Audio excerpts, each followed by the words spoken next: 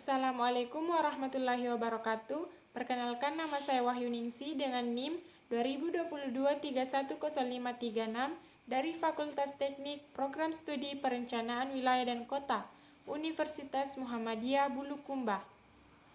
Baik, saya akan mempresentasikan materi model pengembangan perkotaan dalam era teknologi informasi dan komunikasi. Adapun materi yang akan saya bahas pada pembahasan kali ini, yang pertama yaitu reorientasi geografi dan pengembangan perkotaan, yang kedua dasar pengembangan model struktur keruangan kota, yang ketiga cyber city atau sebuah model. Kita masuk pada poin pertama yaitu reorientasi geografi dan pengembangan perkotaan. Pada era teknologi informasi komunikasi, ruang relatif yang berkaitan yang dapat menempati ruang maya yaitu yang pertama, ruang aktivitas. Hampir seluruh aktivitas di luar rumah dapat dilangsungkan dari dalam rumah melalui keberadaan ruang maya, yang pada hari ini kita menyebutnya dengan istilah mobile office, online university, online shop, dan sebagainya. Yang kedua, yaitu ruang ekonomi. Kenapa dikatakan ruang ekonomi? Karena pada saat ini kita bisa menggunakan ruang maya sebagai online shop agar kebutuhan hidup terus berjalan, seperti masyarakat tidak perlu repot-repot dalam melakukan sesuatu yang dianggap sulit. Sebagai contoh, pada zaman ini ketika melakukan pengiriman barang, perlu waktu berhari-hari hingga barang itu bisa sampai.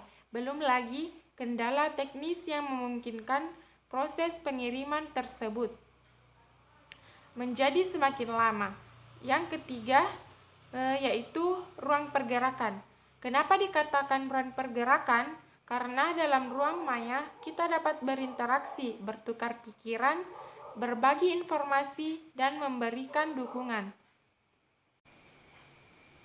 Ruang maya juga dapat memecahkan persoalan berkaitan dengan keterbatasan ruang pergerakan dengan meminimalkan pergerakan penduduk dalam mengakses layanan ekonomi karena sebagai yang telah tersubstitusi oleh layanan berbasis teknologi informasi komunikasi. Dengan berkembangnya teknologi informasi komunikasi dan meningkatkan peran ruang yang menggunakan internet atau yang biasa disebut dengan virtual, ruang mutlak menjadi tidak harus ditekankan lagi keberadaannya. Menurut Knox dan Marston 2004, lokasi, jarak, ruang, aksesibilitas, dan interaksi keruangan merupakan 5 kunci analisis keruangan.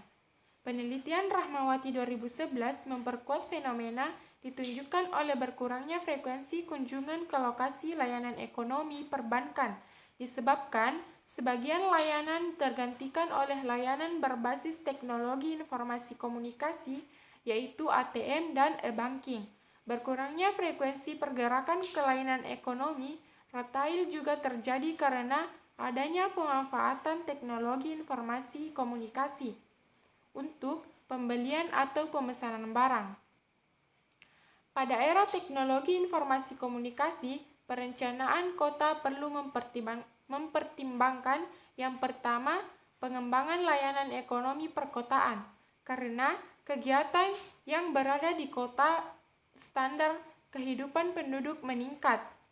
Di kota, kegiatan produksi dan perdagangan tumbuh dengan pesat, dan dari kegiatan produksi ini, kota dapat menyediakan beragam barang dan jasa yang menjadi kebutuhan pokok masyarakat. Yang kedua yaitu pengembangan permukiman. Peningkatan kepadatan penduduk yang begitu cepat sangat mempengaruhi peningkatan intensitas penggunaan lahan khususnya untuk permukiman. Yang ketiga yaitu pengembangan pusat-pusat pertumbuhan baru untuk pemerataan pembangunan sehingga dapat melengkapi kehidupan banyak orang.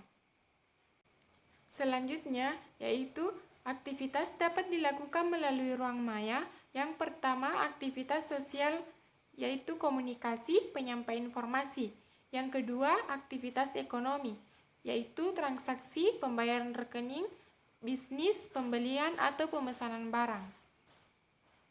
Pengembangan lokasi-lokasi layanan ekonomi yang dapat tergantikan oleh layanan berbasis teknologi informasi komunikasi perlu mulai mempertimbangkan pembatasan jumlah layanan. Penentuan lokasi dapat menjadi lebih fleksibel, tidak harus di pusat kota atau di tempat strategis, tetapi harus tetap mempertimbangkan kemungkinan lain yang dapat memberikan dampak terhadap penataan ruang. Baik, kita masuk ke poin yang kedua, yaitu dasar pengembangan model struktur keruangan kota. Menurut Rahmawati 2011, pemanfaatan teknologi informasi komunikasi membawa perubahan pada pola pergerakan penduduk terkait dengan akses terhadap pelayanan ekonomi dan desentralisasi perkotaan, tempat usaha, dan tempat tinggal. Pada era teknologi informasi komunikasi, mulai terdapat kecenderungan ketersediaan teknologi informasi komunikasi sebagai salah satu alasan pemilihan lokasi tempat tinggal.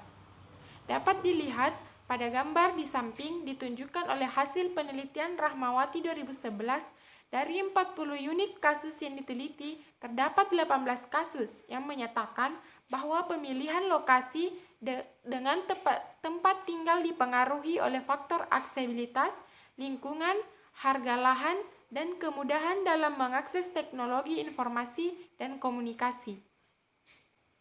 Selanjutnya, gambar di bawah menunjukkan bahwa lokasi layanan ekonomi dan layanan sosial tidak harus di pusat kota, tetapi dapat di pinggiran kota, karena adanya layanan berbasis teknologi informasi komunikasi. Pergerakan penduduk tidak selalu harus menuju ke pusat kota dalam upaya untuk memenuhi kebutuhan layanan ekonomi dan layanan sosial, tetapi dapat mengakses dari berbagai lokasi. Dengan dukungan teknologi informasi komunikasi, dimungkinkan bahwa pada masa depan dapat saja terjadi terbentuknya pola permukiman dan perkantoran yang merancang loncat atau berserak. Selanjutnya, dalam perkembangan kota, perlu mempertimbangkan konsep kota kompak. Konsep kota kompak mengarahkan pada adanya upaya efisiensi dalam hal penyediaan sarana dan prasarana perkotaan. Untuk itu, desentralisasi lokasi akibat adanya substitusi teknologi informasi komunikasi pada era ke depan diharapkan tidak mengarah pada jenis pengembangan yang tidak berpola, tetapi berkembang membentuk pusat-pusat pengembangan baru yang bersifat kompak.